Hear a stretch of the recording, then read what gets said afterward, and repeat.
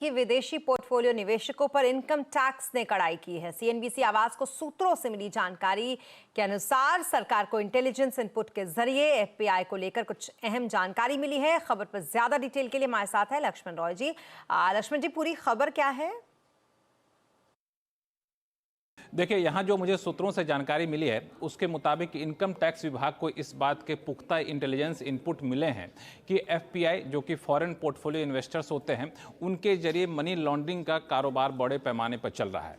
अब इस intelligence input के आधार पर इनकम टैक्स विभाग ने एफपीआई की जांच कह सकते हैं या फिर कहें स्क्रूटनी शुरू कर दी है उन एफपीआई के जो संदेह के दायरे में है।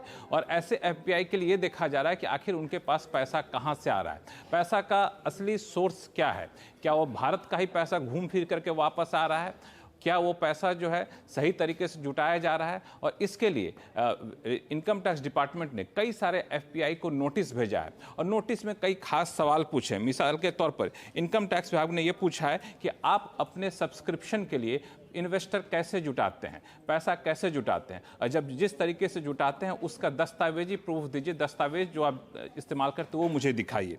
दूसरा सवाल ये पूछा है कि आपके टॉप 20 इन्वेस्टर्स कौन कौन से हैं। ये टॉप 20 इन्वेस्टर्स जो हैं असली इन्वेस्टर हैं, ये आप साबित करिए, इनका नाम पता मुझे बताइए। साथ ही ये भी पूछा है कि एफपीआई के पास जो ट्रेडिंग के ऑर्डर आते हैं वो किस टर्मिनल से आ रहा है, जिस टर्मिनल से आ रहा है वो टर्मिनल कहाँ पे है, ये आप हमको बताइए। इस तरह के कई सारे सवाल पूछे गए एफपीआई से और इन सवालों के आधार पर जांच अगले चरण में बढ़ेगा। तो जाहिर तौर पे एफपीआई के रूट को दुरुपयोग करके पैसा यहां लाने वालों के लिए अब ये आने वाले दिनों में शिकंजा और कसता हुआ आपको दिखेगा। जी, बहुत शुक्रिया तमाम डिटेल्स के लिए आपका लक्ष्मण जी।